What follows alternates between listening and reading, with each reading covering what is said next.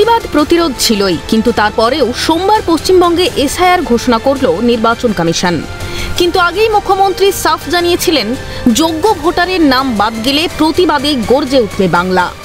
SIR এর নাম করে জেনুইন ভোটারদের ভাগ দিলে মনে রাখবেন, যা অন্য রাজ্য করতে পারে না, বাংলার মানুষ কিন্তু অনেক স্ট্রং।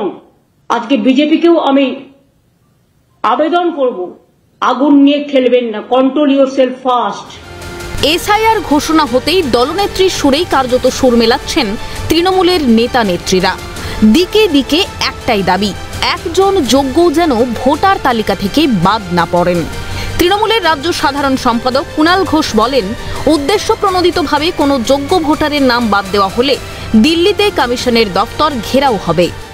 যদি উদ্দেশ্য দেখা যায় জেনুইন ভোটারদের কাউকে বাদ দেওয়া হচ্ছে, সেক্ষেত্রে কিন্তু 1 লক্ষ কর্মী সমর্থক নিয়ে গিয়ে দিল্লিতে নির্বাচন কমিশনের অফিস ঘেরাও হবে।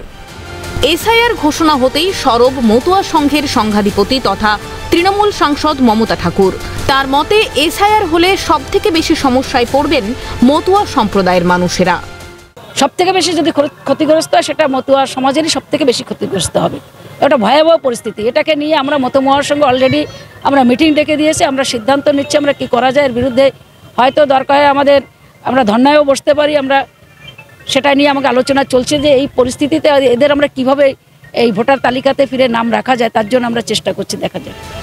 এসআইআর নিয়ে বিরোধিতার সুর বর্ধমান উত্তরের তৃণমূল বিধায়ক নিশীথ কুমার মালিকের গলাতেও।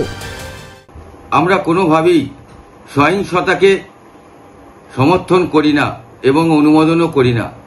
তবে যদি কোনো বৈধ ভোটারের নাম বাদ দেওয়া হয়, তাহলে আমরা এসআইআর এবং জমিদার বিজেপির বিরুদ্ধে সাংবিধানিকভাবে আমরা লড়াই নিয়ে যাব দিল্লি পর্যন্ত। যদি কোনো যোগ্য ভোটারের নাম বাদ দেওয়া হয়, আমরা বিষয়টি আইনি পথে মোকাবিলা করব। সব মিলিয়ে এসআইআর